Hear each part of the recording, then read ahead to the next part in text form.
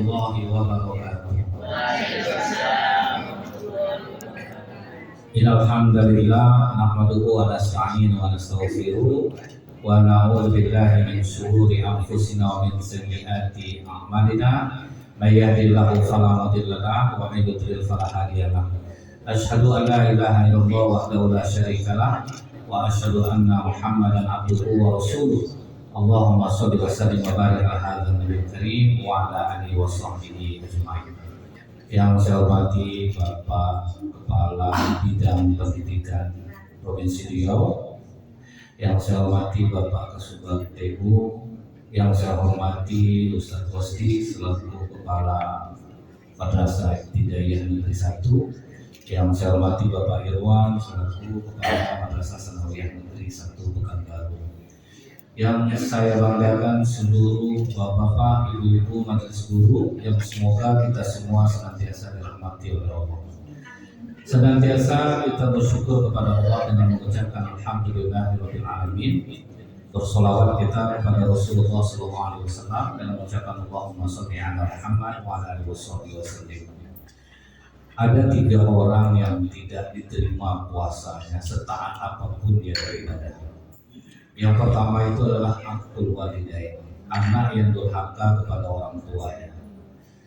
Orang tua kita itu Bapak Ibu tidak tersinggung sama kita di masa kita sekolah. Kita udah terjamin banyak yang menyakiti hati orang tua. Kadang ngasih duit ke mama itu macam anaknya, mamanya dibuatnya ini duit untuk mama, hemat-hemat lah mama, jangan boros juga. Kan macam anaknya dibuat. Nah itu yang banyak tuh. Kita kan tahu semua Bapak Ibu, Al-Qamah itu sahabat Rasulullah, sholatnya berjamaah.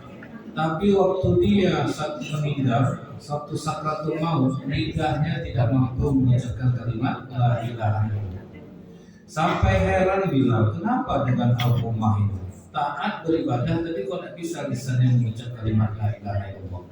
Akhirnya Bilal datang ke rumah Rasulullah, ya Rasulullah, ada apa dengan Al-Qamah itu? Sholat rajin, sedekah mau, perang ikut, tapi lidahnya tidak mampu mengucapkan kalimat la ilaha illallah. Rasulullah justru menjawabnya dengan pertanyaan, masih hidup tak orang tuanya? Langsung situ dia. Masih hidup ya Rasulullah emaknya. Kalau datang ke rumah emaknya, coba tanya ke emaknya, ada tak salah Al-Qamah yang belum dia maafkan? Datanglah bila beberapa sahabat ke rumah emak Al-Qamah, bertanya, ibu, ada nggak salah Al-Qamah yang belum ibu maafkan? Bapak itu Al-Qamah dalam keadaan sakratul maut ibu, dia tidak bisa mengucapkan kalimat la ilaha illallah. Ibunya pun berbohong. Al-Qamah itu anak baik, dia tidak ada salah sama aku. Kalaupun ada pasti sudah dimaafkan. Balik lagi bila ke tempat Al-Qamah, dituntun lagi, ditalkinkan lagi kalimat la ilaha illallah, namun Al-Qamah tetap tidak mampu mengucapkan kalimat itu. Akhirnya Rasulullah langsung datang ke rumah ibu Al-Qamah. Ibu, coba ibu ingat, ada nggak salah Al-Qamah ini yang belum ibu maafkan? Tidak ada ya Rasulullah. Al-Qamah ini anak baik. Kalau begitu Bilal kumpulkan kayu bakar, kita bakar saja Al-Qamah ini. Karena kasihan ruhnya tidak bisa keluar dari tubuh. Mendengar anaknya mau dibakar, perasaan ibunya pun muncul. Jangan bakar anak saya Rasulullah. Saya akan jujur, memang ada terkecil hati saya sama Al-Qamah. Apa itu ibu? Semenjak dia menikah, dia lebih memuliakan istrinya daripada aku. Itu yang banyak sekarang. Istri beli gamis bagus, emaknya das rencana umur harga 35 ribu. Sekali rendam hijau air langsung. Itu kalau dipakai dicuci sama neneknya sampai 3 hari, udah 3 hari dasternya nek. Kalau dicuci nyusut ya Ustaz, dan naik kayak itu yang dibelikan emak. Saya kalau di masjid jumpa nenek-nenek pakai tas bagus langsung saya tembak. Sisa menantu ya nek. Iya Ustaz, ada Ustaz resletingnya dikasihnya saya. Itu lah dapat. Berharap kita hidup mau berkah dalam itu. Apa kata Rasulullah? Salah satu tanda hari kiamat, seorang ibu akan melahirkan tuannya. Itulah zaman sekarang. Suami istri kerja, anak nenek yang ngasuh. Anaknya itulah jadi tuannya. Jadi datang nenek bilang kami ridho, Ustaz, nenek ridho, Allah yang tak ridho itu masalah. Udah habis tenaga nenek itu membesarkan kita, atau cucu dia pula lagi yang diasuh. Sampai bunyi-bunyi tulang nenek itu cucu macam ular, manjat banget, manjat lagi, bunyi-bunyi tulang nenek. Nah Nah itu yang terjadi sekarang, makanya banyak orang hidup susah di tengah keberadaan. Karir bagus, harta ada, tapi hidup tidak bahagia. Nah salah satu penyebabnya ini Pak, menjadikan orang tuanya menjadi pembantu. Saya lihat pengusaha di Pekanbaru ini Pak ya. Saya sangka dia itu berjaya hidupnya karena dia rajin sedekah saja. Rupanya pas saya tanya ke dia, orang tua Pak Haji masih hidup kan? Masih Ustaz. Boleh nggak saya jumpa sama orang tua Pak Haji? Boleh Ustaz. Pergi saya ke rumah beliau, rupanya rumah emak itu dibuatnya di belakang rumah saya. Saya tanya, kenapa kok bisa rumahnya Pak Haji? Saya apapun perintah emak saya itu saya ikut Ustaz. Dia bilang, aku tidak mau serumah sama kau. Kau buatkan aku rumah di sekitar sini. Terpaksa saya beli rumah tetangga saya yang tidak jual. Kira-kira berapa harganya sampai mau tetangga yang dijual? Dia tidak mau jual rumah. Dihajar itu harga besar, sama mamanya bisa tinggal di situ. Dibuatnya jadi satu komplek ke sama mamanya itu. Habis sholat asar singgahlah kami ke rumah mama. Mak duduk punya laku, umur udah 90 lebih. Duduk dia diluntut emak itu apa cerita emaknya? Aku tadi nonton TV. Aku lihat ada mobil putih panjang. Ditanya ke perawatnya, apa merek mobil tadi? Valfire, bisa nggak kau belikan mama? Bisa mak. Warna apa mama mau? Dibelikan. Kalau kita mak minta anak belikan lama TV, mama ini jangan dunia aja mama pikirkan. Banyaklah mama ini beribadah. Pakai yang dapat ke masjid kita tuh pelit kita orang tua. Saya jujur, saya tahunya saya bahwa begitu jalan untuk pengadilan agama, 80% yang mau bercerai orang kaya, dan yang tertinggi siapa? Guru tertinggi di Pekanbaru yang mau bercerai. Saya sangka harta itu bisa buat kita bagi, ternyata kalau kita tidak sesuai standar yang ditetapkan oleh Allah, meletakkan orang tua nomor 2 setelah dirinya, kan waktu doa waktu sekuli saya wakil walidain ihsan. Orang tua itu nomor 2. Nah banyak sekali celakanya kita itu orang tua itu betul-betul dianggap membantu jadinya. Tapi ada juga perempuan, bayangkan pengusaha di Pekanbaru ini suaminya, pembantunya aja 8 orang, kurang sultan apa suaminya. Saya bilang, ibu, kenapa ibu mau pisah? Ini tidak dulu dia. Kenapa ibu mau pisah? Banyak perempuan Pekanbaru ini mimpi di posisi itu. Awalnya harta itu bisa membuat kita bahagia Ustaz, tapi lama-lama enggak juga Ustaz. Suami saya itu enggak sholat. Jadi dia itu selalu membanggakan dirinya. Aku walaupun enggak sholat, tapi hartaku banyak. Kau tengok dia rajin-rajin sholat di imam masjid, dia 3 bulan enggak terima gaji. Betul bulan, betul. Bulan ini apa ya gaji? Dia cirinya imam paripurna itu merendah irama imamnya. Biasa gini ya, sobat. Ini 2 bulan tak ada. Tapi bersumpah, alhamdulillah, cair nih. Memang pengaruh ya. Seleri ini kan tergantung selera, kan tergantung seleri. Kalau bagus seleri, baguslah selera gitu. Nah jadi ibu tubuh ya, pas saya bujuk itu bu, sabar-sabar aja lah ibu. Contohnya nih Ustaz punya HP baru. Berapa bulan Ustaz sayang dengan HP Ustaz? Habis itu dimainkan anak, terlepas mau iPhone pun mereknya pasti biasa aja. Itulah harta benda dunia nih Ustaz. Betul-betul sementara. Saya sekarang nih Ustaz dapat suami miskin, soleh, bisa membimbing saya ke akhirat. Nikah saya sama dia, hampir saya daftar. Karena mendengar macam ini kan jiwa penyayang kita itu keluar.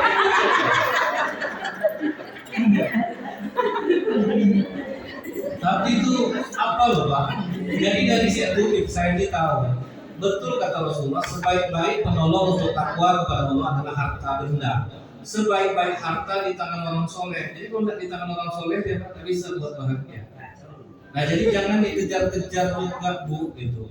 Yang membuat kita menderita itu salah satunya kita sudah menyia-nyiakan fungsi orang tua di dalam Islam. Kalau sempat kita perlakukan orang tua kita dengan sebaik-baiknya, saya yakin udahlah kaya berkah pula lagi. Ada ASN di Pekanbaru ini bu.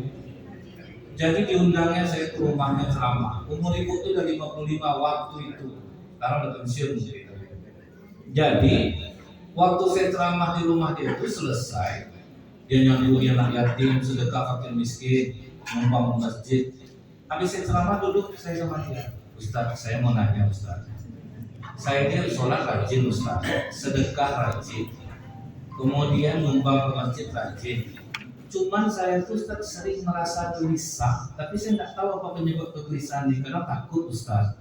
Tapi kita nggak tahu apa yang kita takutkan. Kadang malam tuh Ustaz ya nggak bisa saya tidur, saya bawa tahajud, nggak juga bisa hilang rasa takut nih. Jadi saya bilang kalau dalam ilmu medis Bu, itu namanya Ibu HB Ibu di bawah 12. Karena kalau HB kita di bawah 12 kita akan merasakan kegelisahan, tapi kita tidak tahu kenapa kita gelisah. Obatnya murah, sama Bion. Rutin makan satu. Jadi itu aja cirinya Bu.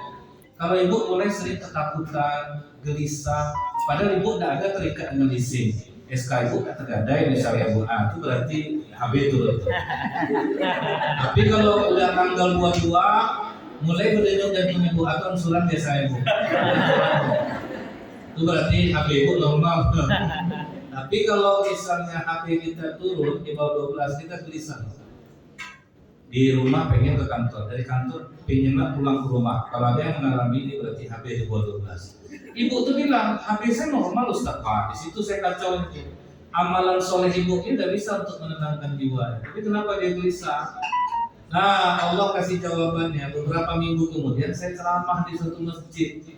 Entah mengapa mata saya ini terpandang wajah nenek-nenek umur 76 tahun dan mata saya susah berubah dari nenek. Sampai grogi nenek itu saya perhatikan.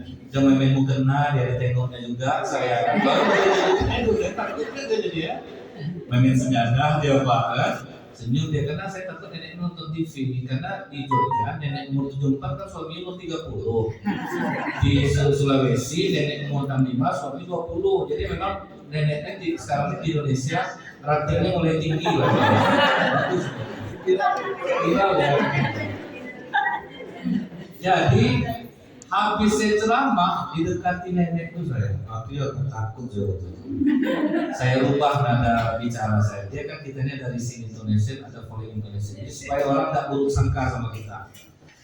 Jadi kalau misalnya Ibu laki-laki nak kenal nanya ke Ibu, Bu, jalan Sumatera di mana ya Bu? Oh Bapak baru saja lewat sini Pak. Nah, itu namanya kita mengubah bahasa kita, nada kita supaya dia tidak berburuk sangka sama kita. Lurus sini nanti belok aja kiri, Bapak lurus lagi nanti sampai Ponegoro belok kiri. Tapi kalau sempat Ibu kena jalan Sumatera Bapak lurus lewat sini. Ya itu tuh ada Bapak tuh tepi-tepi macam di bank. Teller kan diajar untuk seperti itu. Dia senyumnya ada dua, ada namanya drop jaw, ada namanya segwise. Drop jaw itu senyum yang dibuat-buat, itu aja udah manfaatnya besar. Jadi macam teller bank, kita masukkan selamat pagi Bapak, yang bisa kayak bantu sampai tidak tidur Bapak, ini malam tidur. Kalau itu drop jaw. Nah itu juga, saya mengubah nada bicara saya, langsung saya ubah ke nenek ini. Saya bilang, minta maaf ya Nek, saya nengok wajah nenek. Ingat saya jamaah saya, namanya Bu Hajah ini umurnya 55, tinggalnya di daerah ini. Oh anak saya tuh Ustaz, rupanya mak kandungnya. Berontaklah jiwa kepo saya jadi. Karena itu anak dia yang mencemas sedih. Nek bagaimana dia sama dia? Langsung nangis dia. Dia tuh Ustaz 3 km menjelang rumahnya. Ustaz tanya nama dia, tahu langsung Ustaz. Bukan main dermawan Ustaz, penyumbang. Nih saya makan dulu ya Ustaz. Minjam duit 700.000 untuk beli obat diabetes menjelang mau pensiun almarhum suami saya keluar. Tak mau dia minjam Ustaz. Itulah. Makanya kenalah penyakit pencemasan. Orang yang berbakti sama orang tua ini memang dia tidak kaya, tapi dia setiap kali ada kesulitan selalu ada jalan keluar. Sebetulnya apapun musibah yang menimpa kita di Allah sama sekali tidak salah. Karena kata Allah, wa ma asobakum min musibatin fabima kasabat aydikum wa ya'fu an katsir. Apapun musibah yang menimpa kamu, salahkan diri kamu sendiri. Allah itu tidak akan pernah salah. Gaji 5 juta, kredit mobil, angsuran 4.600.000, sebulan itu tinggal 400. Angsuran itu sholat pandai berdoa, ya Allah kuatkanlah hamba-Mu ini. Mengapa Kau berikan hamba cobaan seberat itu? Dia buat coba sendiri. Iya, dia buat sendiri. Ibu check out juga Shopee itu terus, masuk 6 jam check out, maksudnya itu Allah juga yang salah. Pakai sepele tidak terbayar, Allah yang salah, kita lah. Asal itu orang di sekolah benci aja sama si Ustaz. Muka ibu itu loh, bu, itu lumut, itu terus baca. Apa orang jadinya. Jadi kita yang salah. Ibu-ibu dagang harian, tak laku-laku dagangannya. Terus saya rajin suruh Ustaz. Ibu kasar bu. Dipilih-pilih orang telur kamu tuh. Saya dipilih telur tuh lebih sama untuk semua. Tidak ada yang salah. Akhlak kita yang salah. Ibu tahu nggak pernah office boy jadi direktur Citibank? Office boy tamat SMA jadi direktur Citibank, mengalahkan S2 dia yang sekolah di Belanda. Sebab apa? Akhlak baik. Asal pulang dia kerja dan pulang dia. Mana ada orang lagi lembur dibantunya, bu, ajarin saya bantu tanpa uang. Ikhlas dia nolong. Secara otomatis seluruh ilmu perbankan otodidak masuk di kepalanya. Pas ada orang mau diutus ke Belanda, ikut dia tes, melawannya S2 semua. Rupanya nilainya paling tinggi. Akhirnya dia yang diutus ke Belanda. Akhlak yang membuat dia lulus.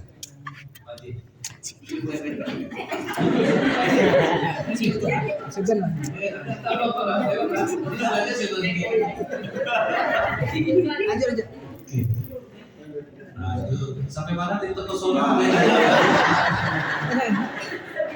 Ikut Belanda. Jadi kita ini kalau kita ikut standar yang disampaikan oleh Allah dan Rasulullah, pasti hidup kita damai. Jadi bisa jadi saat ini bu, yang membuat bapak ibu mungkin ada perasaan gelisah. Coba introspeksi diri hubungan kita dengan orang tua. Ingatlah Rasulullah pernah memanggil Umar, memanggil Ali. Wahai Umar, wahai Ali, akan hidup setelah aku wafat nanti seorang pemuda dari Yaman, namanya Wais Al-Qarni. Dia tidak terkenal di bumi, tapi dia sangat terkenal di langit. Dia punya penyakit kusta sebesar koin di perutnya. Kalau jumpa orang ini minta doa kepadanya, doanya dikabulkan oleh Allah. Bayangkan Bapak Ibu, sahabat yang dijamin masuk surga disuruh minta doa kepada laki-laki biasa, itu bukan sahabat. Siapa Wais Al-Qarni ini? Pemuda Yaman yang dia ini awalnya itu punya penyakit kusta yang sangat banyak. Silakan. Kulidah ya? Iya. Oh, bertambah-tambah itu cantikan ibu. Aku kemarin Itu ya. Aku kemarin Kalau ini katanya. Jadi Bapak Ibu ya, Wais Al-Qarni ini tubuhnya itu awalnya banyak penyakit kusta. Jadi masyarakat takut dekat dengan dia. Tetapi dia punya seorang ibu yang buta matanya, lumpuh badannya. Kemana pergi dia gendong ibunya, pipis ibunya dia bersihkan, buang air besar ibunya dia cucikan.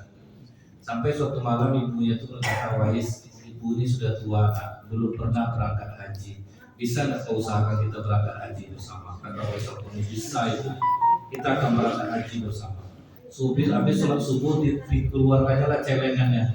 Rupanya celengannya cukup hanya untuk membeli anak sapi yang baru lahir. Dibelinya anak sapi yang baru lahir. Dicemooh deh sama tetangganya. Kau ini gila nih Wais, mama kau tuh mau berangkat haji. Sedangkan sapi besar aja nggak sanggup ke Mekah. Ini sapi kecil lah kau beli. Dia direndahkan, dihina, dia diam aja. Nah ini yang harus kita tiru. Direndahkan orang, dihina orang, jangan membalas. Kita lihat harga diri terlalu tinggi, baru dia begini orang kak, dibilang ibu tuh kakak beli kakak hitam, terus saya pakai lipstik warna merah. Siapa yang ngomong? Ibu tuh yang ngomong ke ini buka-bukaan kita nih ya. Dia pakai jilbab kepalanya sulah. Kita tuh langsung melawan. Sebenarnya Bu, kalau kita mikir, hinaan orang terhadap kita sedikit dia baru tahu buruk kita. Asli kita yang masih ditutup Allah yang jauh lebih buruk, banyak orang nggak tahu. Makanya jangan terlalu tinggi betul harga diri kita. Biasa-biasa aja. Wais Al-Qarni direndahkan, dihina, tapi dia diam aja. Apa yang dia buat dengan sapi kecilnya itu? Dicarinya bukit di Yaman yang paling tinggi, di situ dia bikin kandangnya. Kena cemooh lagi. Wais, apa salahnya di bawah kau buat kandangnya? Kenapa harus di atas? Diam aja. Rupanya apa yang dikerjakan? Subuh dia naik lari-lari ke atas bukit itu, digendongnya sapi itu dibawanya turun ke bawah, dia gembalakan. Habis asar dia gendong lagi naik ke atas. Dan itu berlangsung lebih kurang 6 bulan. Sampai besar sapi itu digendongnya. Rupanya tujuannya apa? Ingin menggendong ibunya naik haji jalan kaki. Jadi fitness dia 6 bulan, gendong sapi turun naik bukit. Ibu sudah siap ibu berangkat haji bersamaku. Pakai apa Wais? Seperti biasa ibu, Wais gendong ibu jauh turun. Ibu tidak terasa perubahan badan Wais dipegang ibunya. Terus badan kau apa lagi? Aku ngangkat sapi ibu dari kecil sampai besar sapi. Aku tidak bisa belikan onta untuk ibu, jadi jadikanlah aku onta ibu. Itulah dia berangkat haji 400 km dari Yaman ke Mekah. Setelah rukun wajib haji dia lakukan, apa kata ibunya? Apa doa kau di Multazam? Aku doakan kedua orang tua kau masuk surga ibu. Ngamuk ibunya. Kau udah jelas kau penyakit, kenapa kau tidak doa minta sembuh? Ibu, kalau kami sebagai anak mendoakan orang tua, doa kami tidak terdidik sampai bawah. Sementara kami sebagai anak hanya bisa masuk surga kalau orang tua kami ridho kepada kami. Aku ikhlas dengan penyakit ini, Bu. Bayangkan penyakit kusta ikhlas. Kita sakit kepala, udah buat caption kita dibikin. Foto sedang megang kepala, buat caption. Sakit betul kepala ini. Sempat ibu punya kawan 200 ngasih love kanker otak ibu. Dia ini. Kan suka betul gitu. Kita doa. Doa orang ngasih love. Orang ngasih love, berarti orang suka. Jadi jangan biasa-biasakan untuk itu ibu buat status sendiri itu usah lagi karam kita dibuat ya. Ini lihat penyakit kusta ridho. Saya pernah ketemu orang bawa insulin, pas makan bawa insulin dia. Saya tanya untuk apa insulin lagi? Saya udah nyuntik sendiri Ustaz, gula saya tinggi, tapi wajahnya ceria. Salut saya nengok dia sakit, malah bisa bahagia. Dia bilang saya bersyukur Ustaz masih dimampukan Allah beli obatnya. Sempat saya udah miskin sakit ini pula gimana? Itu orang yang pandai bersyukur. Ini kadang saya kalau pengajian orang pensiun cepat saya pulang. Kenapa Bu? Bertanding sakit ya kadang Pak. Lama tak nampak pagi saya tuh 2 hari dari Malaka cek up kepala sebelah kanan saya ini sakit. Bapak terus sebelah kanan saya sebelah kiri ini Pak. Berapa sakit ya? Bagus saya keluar. Karena kita hati-hati Bapak Ibu. Penyebab COVID itu banyak mematikan apa? Informasi yang berkelanjutan. Terus. Kita ini ada primitive brain. Primitive brain ini letaknya di perut. Kalau dia sudah terbenam ke perut itu akan menjadi kenyataan. Ini saya pernah mempraktekkan ke mahasiswa. 3 kali informasi orang sehat bisa kita bikin sakit. Itu namanya gerakan batin bawah sadar. Kita membenamkan di primitive brain ya. 1 orang nunggu di parkiran, 1 di depan kelas, 1 di dalam kelas. Datanglah anak ini sehat walafiat dia sampai ke parkiran naik Vespa naik parkir dia. Datang yang nunggu di parkiran, pucat bukan nampaknya kalau sakit pulang aja nanti biar izinnya. Nah aku sehat. Nah ditaruhnya Vespa. Sampai dia di depan kelas datang nomor 2. Kok bagus pulang lagi. Nampaknya demam lagi. Iya gak ada enak badan aku. Pas sampai dalam kelas pulang aja lah kau. Iya kok mendemam aku jadinya. Primitive brain. Jadi waktu COVID kemarin itu yang dihantam terus. Karena apa kata Profesor Dr. Masami Moto, 80% penyakit itu dari pikiran, cuma 20% dari makanan. Di Arab Saudi orang makan kambing, 1 ekor kambing 4 orang tidak ada yang naik kolesterol. Kita baru dapat undangan KK sakit tengkuk. Tuh ada undangan apa? KK langsung sakit. Itu primitive brain. Itu yang primitive brain. Sebenarnya dia di lampu kita ini keyakinan itu. Nah jadi Bu ya, Wais Al-Qarni itu karena diperintah emaknya, diangkatnya tangannya kami. Ya Allah, ibuku memerintahkan untuk berdoa, sembuhkanlah penyakitku ini ya Allah. Kalau kau sembuhkan, tolong sisakan sebesar koin di perutku. Langsung sembuh, langsung tersisa sebesar koin. Itulah cara Umar dan Ali menandakan yang mana Wais Al-Qarni. Pas datang rombongan dari Yaman, siapa dari Yaman? Kami, yang namanya Wais Al-Qarni siapa? Tunjuk Wais Al-Qarni. Ke depan baru bisa nengok perut positif, nengok perutnya nampak sebesar koin. Wais, kami pernah dipesan Rasulullah kalau jumpa kau minta didoakan. Doa apa yang harus kau panjatkan? Mohonkan kepada Allah agar Allah mengampuni dosa kami. Itu permintaan orang-orang mukmin. Tidak ada minta-minta kaya. Kita kan kalau kita ini berdoa menangis minta kaya, bukan karena akhlak buruk. Ya Allah, tolonglah aku ya Allah, angsuran banyak ya Allah. Nah, jadi ini yang harus kita paham pertama. Yang kedua, orang yang puasa tidak diterima itu siapa, Bu? Istri yang durhaka kepada suami. Kami ini sakral dalam Islam itu.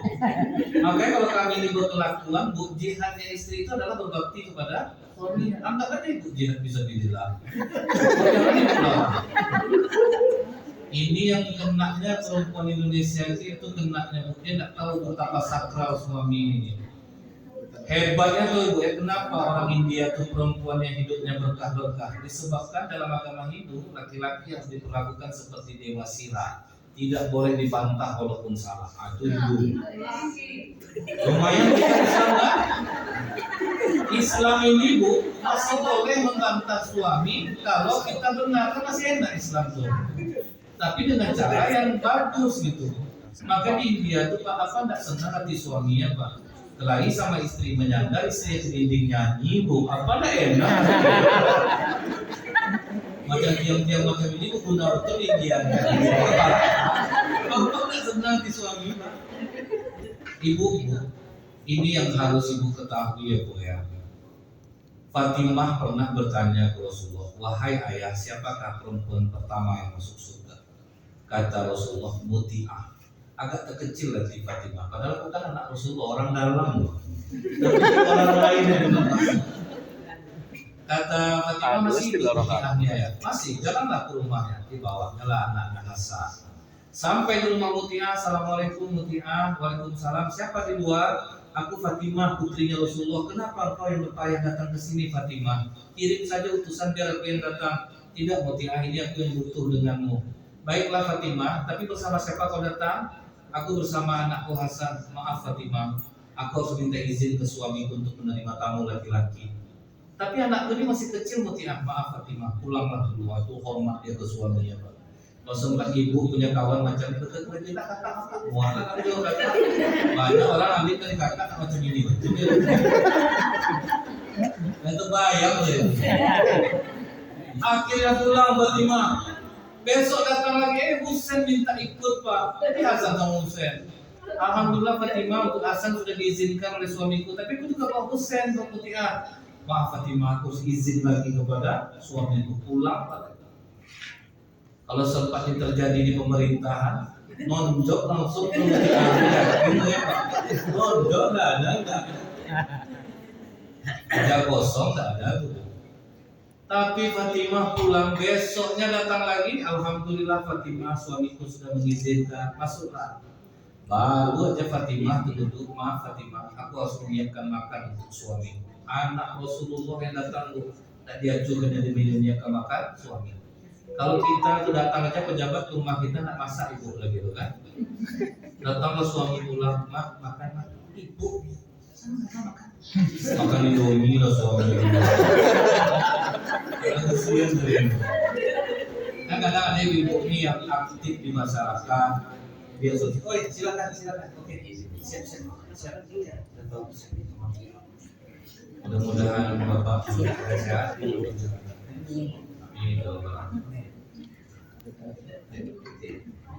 Nah kemudian Bu, dihidangkannya masakan untuk suaminya. Setelah makanan terhidang, ditaruhnya cambuk di atas meja makan. Heran Fatimah, makan cambuk pula suami. Muti'ah, aku tidak heran dengan makanan yang kau hidangkan. Tetapi kenapa harus ada cambuk di atas meja makan? Guna cambuk ini Fatimah, apabila suamiku tidak suka dengan masakan yang kuhidangkan, karena aku salah membumbuinya, aku rela suamiku mencambuk bumbungku, asalkan dia mau memaafkan kesalahanku. Jadi mulai nanti malam, suami letakkanlah cambuk di atas. Makanya Muti'ah jadi perempuan pertama masuk surga karena dia sangat memuliakan suami. Kita jangan sambut. Kita akan sambut Bu. Jadi ibu jangan ibu tiru macam ini. Ibu tiru macam ini ketakutan bapak tidak akan perang istri. Janganlah itu amal. Setelah itu apa Pak? Setelah dia hidangkan makanan, sudah dijelaskannya kepada Fatimah. Belum sempat Fatimah cerita sama dia, maaf Fatimah, aku harus mandi karena suamiku mau pulang dan dia. Jadi Bu ya, Silakan Bu masuk. Ya, nggak apa-apa Bu. Silakan. Jadi bisa saya ngopi.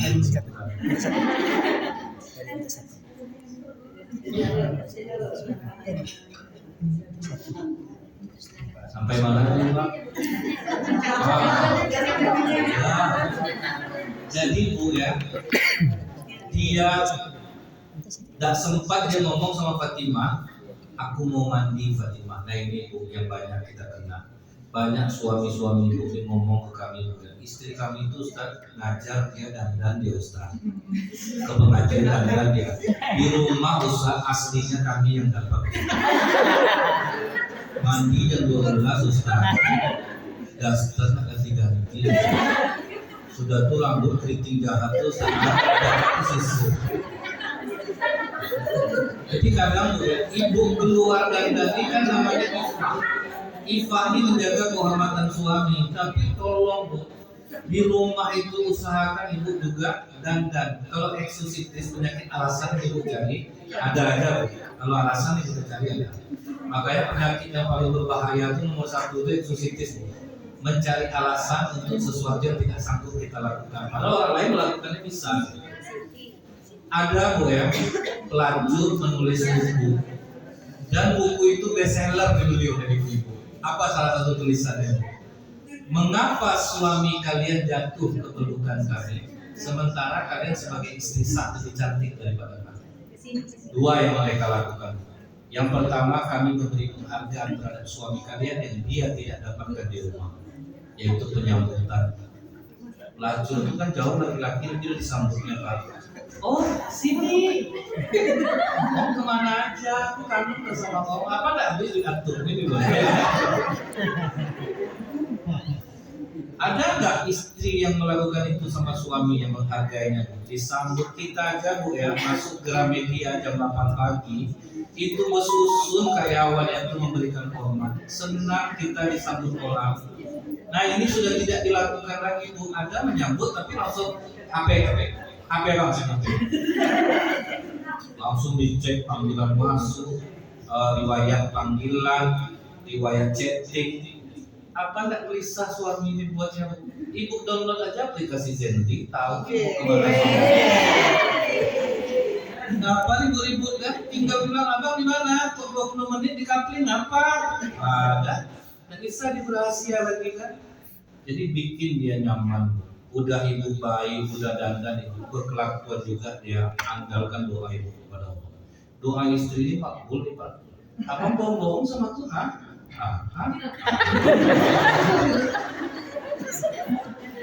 Bantu Bu ya. Sehebat apapun ibu, baktilah sama suami ini. Cuman hebat dalam Islamnya apa Bu? Uang suami 100% milik istri, uang istri 100% milik istri. Ada bapak ngadu sama istri saya ini kelewatan Ustaz. Kalau lewat suruh balik. Dan bukan kelewatan itu Ustaz. Dia punya pencarian, nggak pernah nolong saya. Memang seperti itu Ustaz. Kita ini yang wajib cari nafkah. Jangan sampai bertukar istri itu dari tulang rusuk, jangan dari tulang punggung. Jadi walau gimana pun Pak, kita ngasih nafkah. Jadi walaupun nih istri penghasilannya besar, suami tetap ngasih nafkah, itu yang berkah. Cuma laki-laki ini cerdik dia Pak, tahu istri itu pencarian, sok nak kayaknya Pak. Ada dia sama Bang, itulah mantep bayanglah bapak. Ada bapak ini Mas, ada 100 ya. Serius 100 nih Pak, bersyukur lah Pak. Dah masalahnya mama ada dapat duit 5 juta di sepatu Bapak. Uang apa tuh Pak? Uang sial. Ngapa uang sial? Ada sejauh itu aku sembunyikan. Jadi kadang-kadang itu yang membuat pergeseran tuh. Suami kerja, istri kerja, akhirnya bersih iri-irian. Abang bayar ini ya, aku bayar ini, aku bayar ini. Itu yang buat ribut. Arisan. Jadi kalau menurut saya tidak ada, pokoknya wajib cari nafkah suami, tidak usah ikut campur istri. Kalau istri ngasih, itulah sedekah yang terbaik bagi perempuan itu kepada suaminya. Tapi kan kebanyakan laki-laki, papa udah bayar ini, mama lah bayar itu, tidak bisa. Makanya tidak ada, pokoknya tanggung sama kita semuanya. Inilah sesanggup papa, cuma bawang, tidak ada lagi apa. Istri nolong. Ini kadang suami ini sedih, dia robah lah tuh Pak, jangan Bapak hanya itu Pak ya. Iya, itu dibuat. menolong. Iya. Nah kemudian Bu, yang ketiga, orang tua saya tidak diterima itu yang tidak saling memaafkan sesama. Di masa Umar bin Khattab ada pemuda soleh, dia mau sholat tapi dia tidak kuat mengikat ontanya di luar.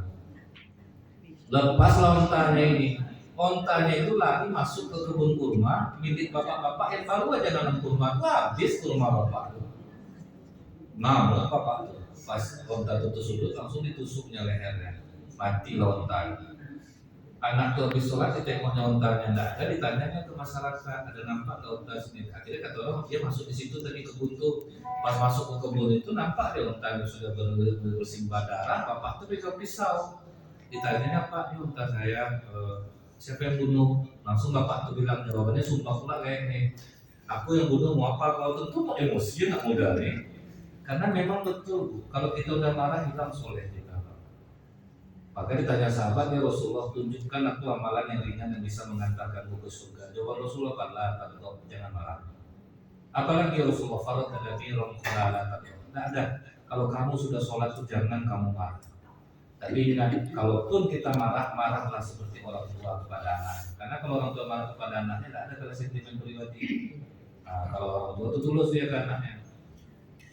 Jadi kalau kita tidak bisa mengendalikan amarah, inilah akibatnya. Anak itu padahal soleh, langsung diambilnya batu, dilemparnya ke kepala bapak, matilah bapak ini. Itu kalau apa kata iblis, senangnya aku mengganggu orang marah sama dengan anak kecil memainkan bola. Mudah disuruh apa? Misalnya Pak, kita mukul anak murid nih, kita pukul tangannya, langsung digigit, enggak sakit, enggak sakit. Akhirnya tambah-tambah jadi ya kan. Nah, itu kan dipancingnya setan itu dari luar. Makanya kata Rasulullah, ada orang kelahi berdua, aku tahu satu kalimat yang bisa meredam amarah mereka. Apa itu Rasulullah? A'udzubillahi minasyaitonirrajim. Jadi kalau kita yang teman ramai, banyak-banyak nih baca a'udzubillahi minasyaitonirrajim. Cuma kalau pas ibu berantem sama bapak, jangan dikeluarkan bahasa yang a'udzubillahi minasyaitonirrajim. Jadi kelahi bisa. Sudah kelahi, datang istri, a'udzubillahi minasyaitonirrajim. Oh, abang kau bilang setan. Apa kelahi? Jadi kalau kita marah itu kan kata Rasulullah dari api siram dia dengan air, maksudnya bawa duduk. Kalau bawa duduk belum juga emosi, dari berdiri bawa duduk bawa berbaring. Pokoknya kita kalilah kalau marah itu tuh marah sentimen, maksudnya itu marah yang tanpa sebab. Karena kan kadang-kadang ibu ini kan dia bangunkan anaknya, Dedek bangun sayang, kamu sekolah, kamu belum sholat subuh. Iya bentar lagi, lupa belum juga bangun, akhirnya melebar. Sama aja sama papanya, dia kena bapaknya, bapaknya kena, kalau anak papa nih, kutukan papa nih, papanya pipis gak siram, akhirnya sampai kemana-mana. Aja maksudnya melebar-lebar jadinya. Akhirnya apa Bu? Dia begitu dia tahu bapak tuh mati, menyesal dia, digendongnya jasad bapak, sambil dia istighfar jalan nangis dia. Ditanyanya ke masyarakat, di mana rumah bapak ini? Padahal tidak ada saksi yang melihat, tidak lari dia.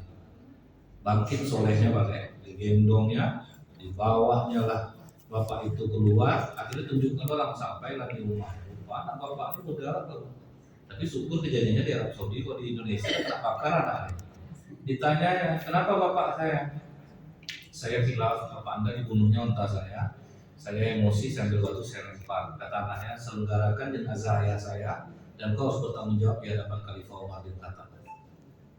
Setelah diselenggarakan jenazah ayahnya, dibawalah anak ini ke depan Umar bin Khattab radhiyallahu anhu. Ditanya Umar, kenapa kalian bawa anak ini?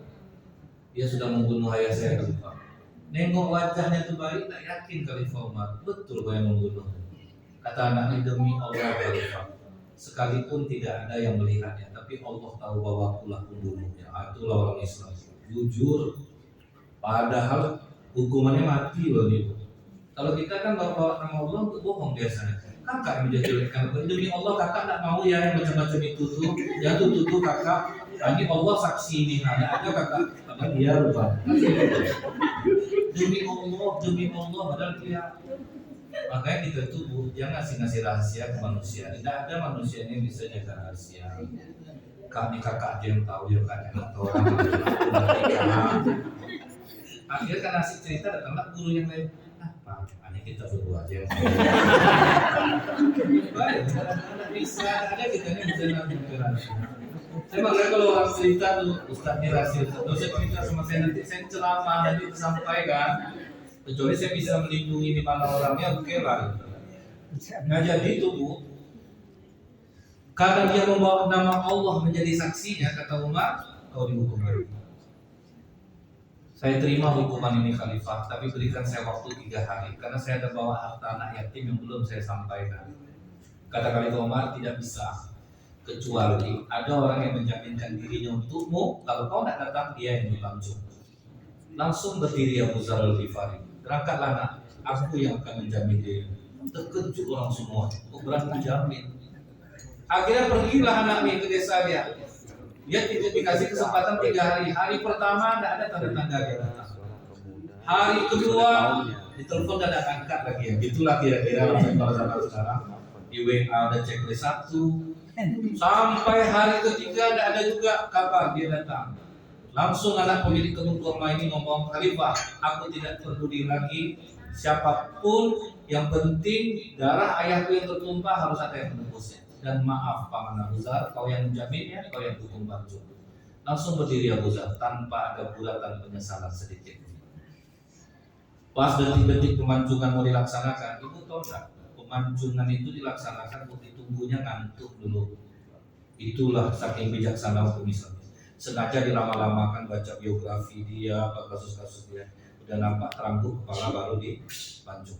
Dan hukuman mati dalam Islam ini sudah terbukti hukuman paling mati manusiawi di dunia, paling manusiawi di dunia. Kalau di kursi listrik itu rupa 35 menit orang sakratul maut hidupnya. Baru mereka kalau pancung kan langsung selesai. Nah jadi pas detik-detik pemancungan mau dilaksanakan, nampak dari jauh mengepul pasir, rupanya anak tu balik. Dia kan udah tak ada unta lagi, lari dia. Tunggu Khalifah, Khalifah, Khalifah, Khalifah, Khalifah. Tentu ada efek egonya Pak. Aku sudah datang, sudah datang, sudah datang. Aku tidak akan mengingkari janji yang telah kubuat. Itu ganti-gantian kamera itu di zoom. Rupanya pas sampai, aku tidak akan mengingkari janji yang telah kubuat, karena aku tidak mau membuat orang berkata bahwa tidak ada lagi orang Islam yang bisa dipercaya. Selalu orang yang kejujuran. Berpindahlah orang ke Abu Dzar Al-Ghifari. Paman, kau berani jamin dia pasti kau kenal sama bapak? Tidak. Kau kenal sama mama? Tidak. Tapi kenapa kau berani menjamin? Karena aku tidak mau membuat orang berkata bahwa tidak ada lagi orang Islam yang sayang kepada saudaranya sesama muslim. Menangis anak pemilik kebun kurma ini, aku cabut tuntutanku Khalifah. Walaupun aku menginginkan kematian anak ini, karena aku juga tidak mau membuat orang berkata bahwa tidak lagi orang Islam yang mau memaafkan kesalahan saudaranya yang tidak termaafkan. Itulah akhlak yang paling tinggi.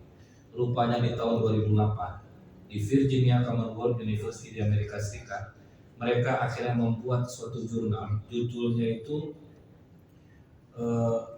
apa efek kesehatan memaafkan bagi kesehatan tubuh. News Forgiveness Research looks at the effect on other.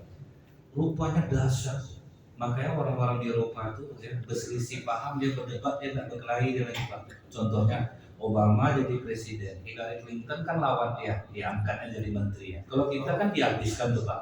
Orang A naik dia semua, dikipasnya yang lama itu semua. Karena kalau itu enggak, itu karena mereka sudah tahu Pak. Jadi kalau orang sakit jantung, darah tinggi masuk ke ruangan dokter di Amerika, langsung dipasangkan di kepalanya alat, nama alat itu tomografi emisi positron. Nanti dia lihat di layar hormon apa yang paling dominan di kepala kita. Kalau hormon kortisol dan adrenalin, dokter langsung bilang, ibu ada dendam ya sama orang. Karena pasti itu hormon yang di kepala kita. Orang pendendam ini imunitas tubuhnya mati Bu, itu gampang diserang penyakit. Nah kemudian kalau orang pemaaf, otak di kepalanya keluar 2 hormon, hormon serotonin dan endorfin. Itu kekuatannya 100 kali lipat morfin. Jadi kalau kita pemaaf, dihina orang santai, direndahkan orang aman, Tidak iri menengok tetangga renovasi teras. Dia kalau diinjeknya dari kaca. Apa mama? Tengoklah Pak, muat nengok dia pangkat suami sama papa kan Pak. Baru kemarin renovasi dapurnya ada terasnya balik. Kita tuh apa namanya? Padahal kita tuh kalau bangga kita dengan pencapaian kita, itulah bahagia sebetulnya. Kadang kawan sudah pencapaian tertinggi dan tertinggi di rumah di P36, udah bahagia dia. Datang kawan datang ke rumah, kecil rumah aman tidur malam ini. Itu yang membuat dia itu yang membuat orang menggadaikan SK itu jadi padahal dia udah aman dia sebetulnya hidupnya. Itu mulut orang ini kadang-kadang kita ya. Nah jadi itu kalau kita bisa memaafkan Bapak Ibu, 2 hormon nih yang keluar. Kalau sudah 2 hormon yang keluar, tidur Ibu walaupun 2 jam itu mutunya udah kualitasnya tinggi. Kalau kita tidur tidak membawa masalah, keluar 3 hormon, melatonin, setakolamid, adrenaline, norepinefrin. Begitu bangun keluar HGH, human growth hormone. Awet muda Bapak Ibu dibuatnya. Maka saya heran tadi Pak, kok Bapak macam umur 17, Ibu umur 18. Rupanya karena Bapak Ibu ini pemaaf. Karena apa Bu? Biaya Ibu keluar uang untuk biaya perawatan tinggi-tinggi Ibu. Kata dokter kulit apa? Perempuan stres yang pakai alat kami ini sudah percuma. Karena orang stres yang duluan kena adalah kulit. Padahal perawatan bukan murah Bu, Baby Glow 600.000. Tahu ya sengaja. Tapi kalau Ibu ambil pakai agak lebih murah. Yang mahal kan yang booster Bu. Booster 20 kali lebih. Nah itu taruhlah per 60. Jadi Ibu buang-buang uang nanti kalau Ibu tak memaafkan percuma jadi. Jadi memaafkan itu Bu di luar konteks agama kita memang mengajarkan itu ternyata untungnya buat diri kita juga. Jadi mudah-mudahan 3 hal ini kita hindari, kita mau memaafkan, kemudian kita menjadi orang yang berbakti kepada suami dan berbakti kepada orang tua insyaallah. Subhanakallahumma bihamdika asyhadu an la ilaha illa anta astaghfiruka wa atubu ilaik. Assalamualaikum warahmatullahi wabarakatuh. Waalaikumsalam.